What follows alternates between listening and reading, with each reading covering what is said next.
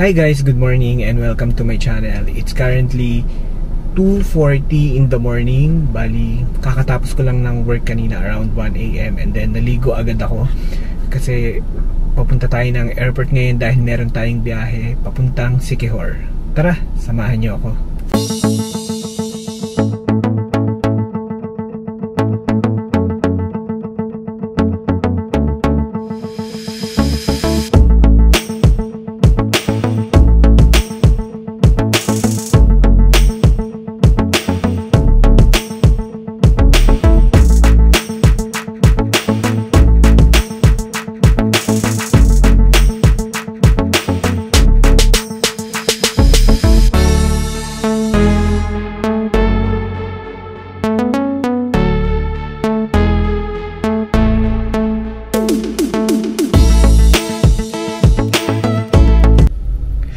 Currently 3:30 AM and nakahanap na rin tayo ng safe na parking dito sa NAIA Terminal 3 multi-level parking. So pasok na tayo sa loob. Guys, finally andito na rin tayo sa loob ng airport. So after 4 months makakabiyahe ulit tayo. Guys, try natin magpapalit ng upuan kasi sa gitna hindi tayo makakatulog.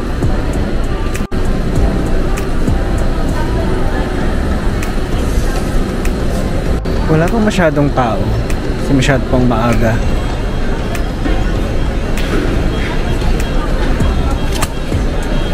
Ate, nag-web check-in ako kasi gitna siya eh. Baka meron pang ibang seat kasi kagagaling ko lang office eh. Matutulog sana ako eh. Kahit dulo-dulo.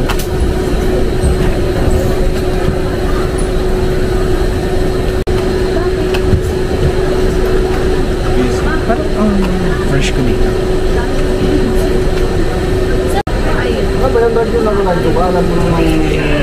Okay.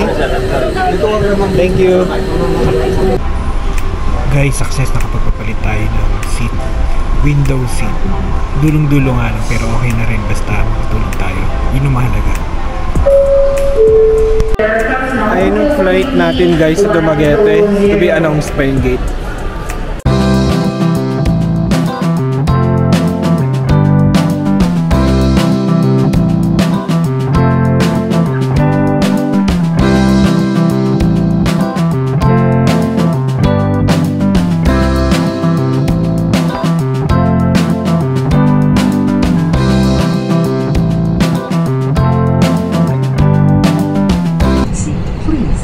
Naka-board na rin tayo. Mabilis lang yung pag-boarding kasi wala naman masyadong pasahero. Dahil Wednesday. Guys, so natin kung wala tayo.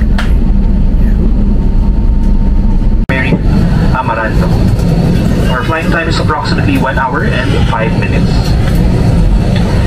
At this moment, please direct your attention to your cabin crew. We have Pauline, Princess, and Mark, who will demonstrate the safety features of this aircraft.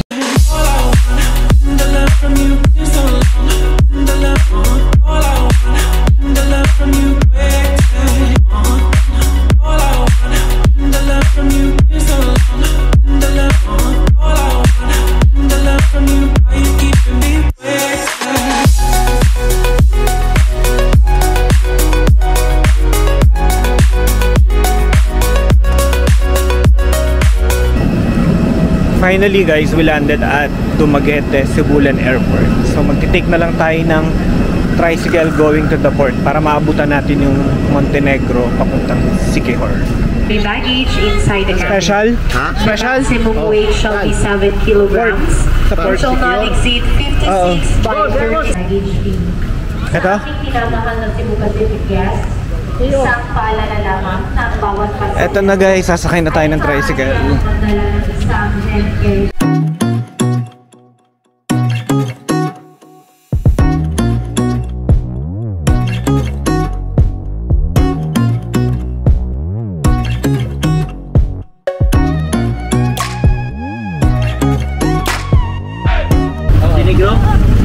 Okay, ito.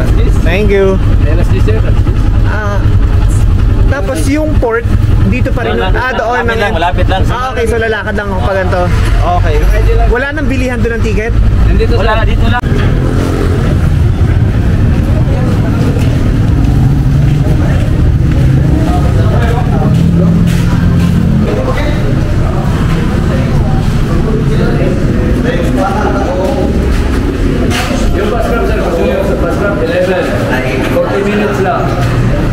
Hindi, ganun din eh. Pag umalis ng 10 eh, 12 eh, sakto eh. Boss, isang Sikihor. Regular. 234. Magkano? 6634. Thank you.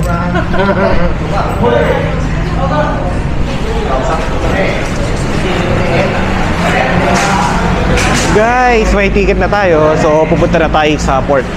Pagka bili nyo ng ticket, lalakad lang kayo ng onte papunta dun sa port para dun yung sakayan na nung ferry papuntang Sikihor.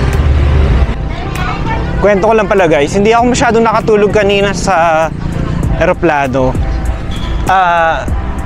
Yung upuan ko, second to the last row, pero sa window seat. Nung natanggal na yung seatbelt sign, may pamilyang lumipat sa likod, tapos may kasamang bata. Yung bata, sinisipa yung upuan ko. Pagsasabihan ko sana sila, kaso, umorder kasi sila ng cup noodles mainit yung sabaw, baka ibuhos sa akin pag pinagsabihan, kaya hinayaan ko na lang.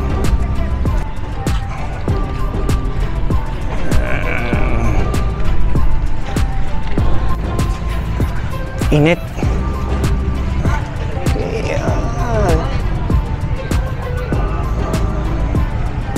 Sana ganito rin yung panahon pagdating natin ng Sikihor para hindi tayo mabasa habang nagmamotor. So, pasok na muna tayo sa port. Okay. Ang init. Ngayon papunta naman tayo sa terminal na, then kailangan muna natin magbayad ng terminal fee. I think it's 14 pesos lang yun. Ito siya. Ta-da!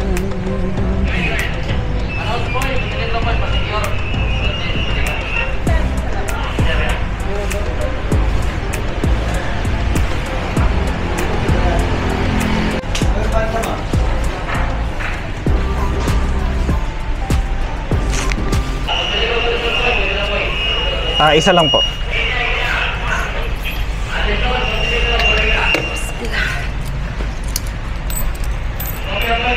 Okay, thank you.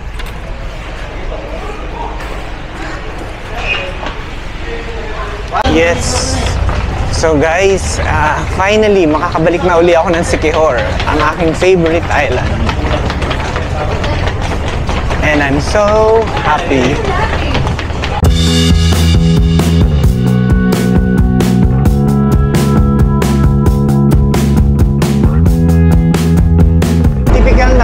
Pilipinas, and isa sa pinakakilalang shipping lines ang Montenegro.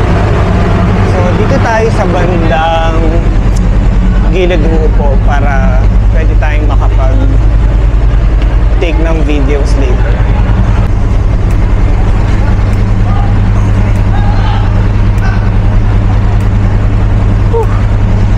Ayan, nakapo na rin tayo.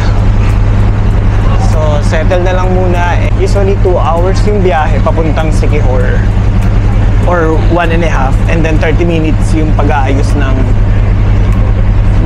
barko dun sa Pantalan. Relax na lang muna tayo and hintayin natin hanggang makarating tayo sa Sikihor Island. Okay? Guys, tingnan nyo, naglagay na ako ng sleeve sa legs.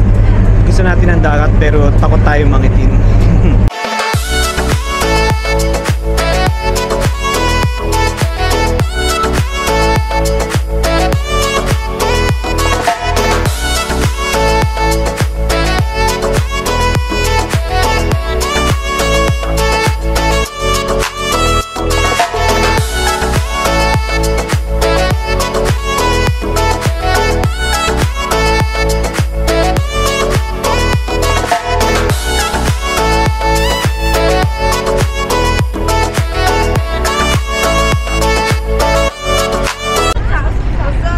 Guys, finally, touchdown!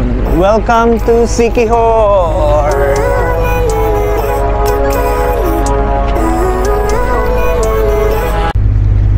Tubig ng Pieria, napakalinis, walang basura, napakaganda. So, yes, so ngayon pupunta na tayo sa rentahan ng motor. Dito kay Ate Motor, lagi akong rent ng motor sa kanya every time na bumibisita ako dito sa Siquijor.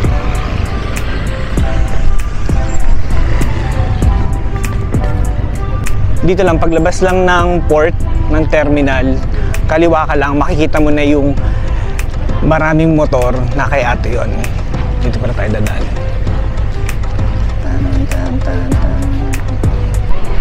Welcome to Siquijor. Malapit na tayo guys, paglabas nyo, tatawid lang kayo dito. Ayun, nakikita ko na si ate. Hi ate! I can deliver your luggage for a cheaper price. Come here. I can deliver your luggage for a cheaper price. So, ito yung bahay ni ate na maraming motorbike, na maraming parentahan. Ayan si ate. Hi, ano nga uli name mo ate? Ate motor ka? Hello!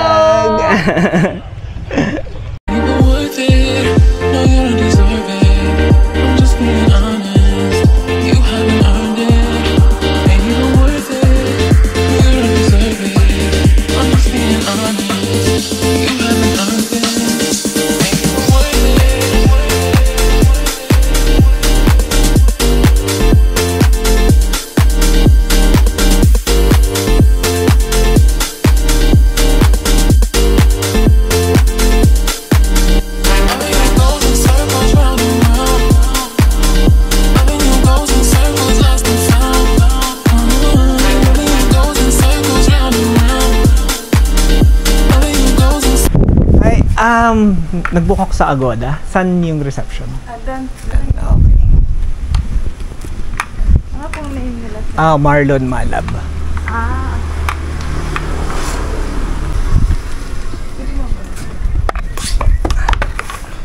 Pirma. My name, passport number, please. Passport number. Wait lang kung meron akong copy ng passport. Passport. So, nakapag-check-in na tayo. Say hi to my vlog. See? Second day ko bakit lagi akong bumabalik sa Siquijor kasi ang babait ng mga tao. Nax! Thank you. Ano pangalan mo ate? Abigail. Abigail. Okay. Thank you. Quick room tour lang muna tayo. So, dito ako nag-book ng accommodation sa JJ's Backpackers Bar and Restaurant. Ito yung harap, ito yung reception. Dito ako nag-check-in kanina. Pagpasok mo, dito na yung kanilang motorcycle parking rooms, another rooms. Ito yung kanilang restaurant. Another rooms pa uli, and ito yung mga shared shower and toilet. So ito yung bar. Alam ko every night meron silang party. Hindi ko sure kung every night pero usually weekends. Tapos ito yung kanilang restaurant na pwedeng mag-dining, beachfront. So, meron ng beach access yung JJ Backpackers. So, pwede ka nang maligo dyan anytime na gusto mo. Ayan. Tapos, meron pa palang taas yung restaurant nila. Try natin umakyat. Mukha namang open eh. So, top. Please leave your shoe slippers. Now smoking upstairs. Thank you. Okay.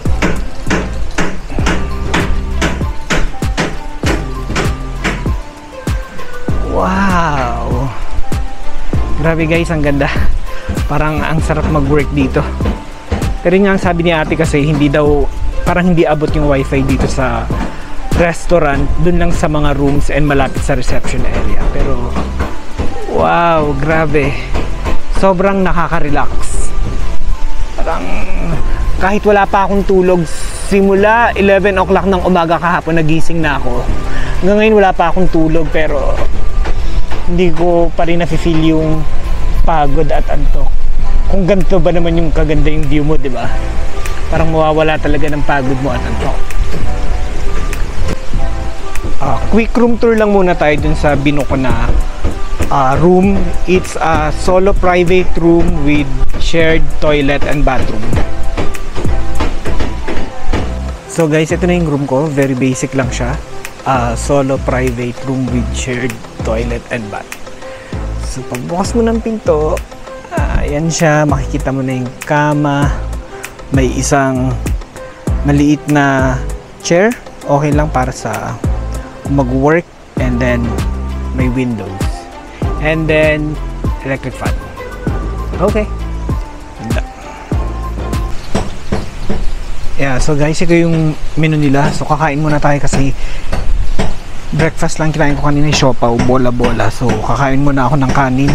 So ang in-order ko lang, ang orderin ko sana is prawns, garlic, and butter, kaso wala daw prawn. So chicken barbecue na lang muna and mango shake. Tapos kuya, dito na lang ako sa taas ha. Okay lang? Okay, sige, akat na lang ako ha.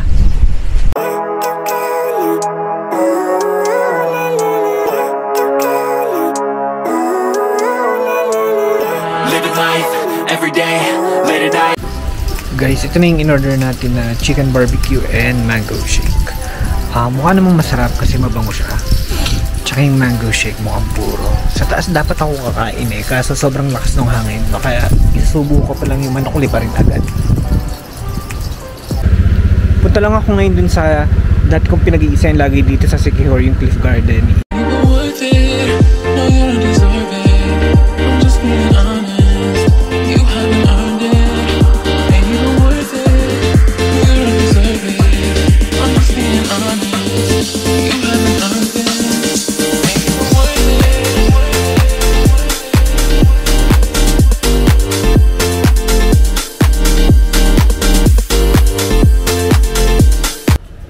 So andito na tayo ngayon sa Cliff Garden guys. Ito yung lagi kong pinag-iistayan tuwing napumunta ako dito sa Siquijor.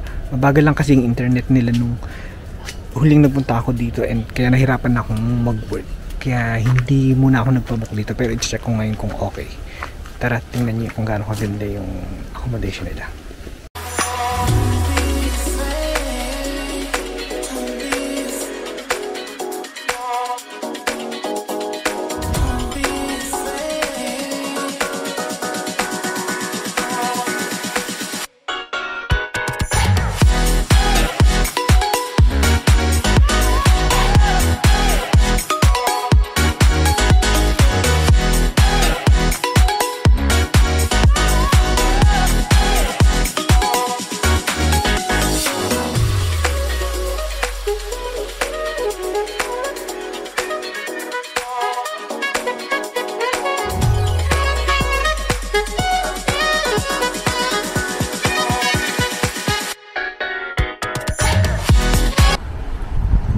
Okay, so meron pa siyang access sa dagat, kaso swim at your own risk. Grabe ang lalakas ng alon.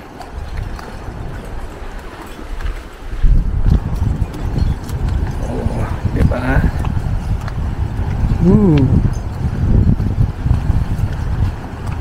Ganda. Yan. Hindi manood ng sunset.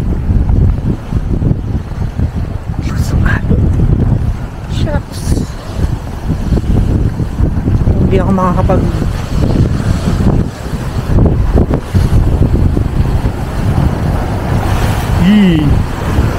takot. Yan siya. Yun. So pag-isipan natin kung magbubuk tayo, lilipat tayo dito sa Cliff Garden. Though dito talaga yung prefer ko eh, pero check natin. Okay. Ito naman yung kanilang dorm type, which is dito ako lagi nag-i-stay. Yan. Tapos ito yung kanilang aesthetic na CR, kanilang private rooms. Ito, tsaka ito. Okay, baka bunda pa tayo ng ulan. Hi guys, so nakabalik na pala ako dito sa accommodation and nag-shower agad ako kasi hindi ko kinaya yung lagkit na parang kasing lagkit ng biko sa balat. So yun, i-end ko na muna itong vlog na to. So kung nagustuhan mo itong video na to, please don't forget to like, share, subscribe, and hit that notification bell para updated ka tuwing magkakaroon tayo ng bagong upload. Pwede nyo rin akong i-add sa aking social media accounts. It's Marlon Malab on Facebook, Marlon Malab on Instagram, and Marlon Malab on TikTok. Maraming salamat sa panonood ng aking vlog, and I'll see you on my next CK Horror vlog. Bye-bye!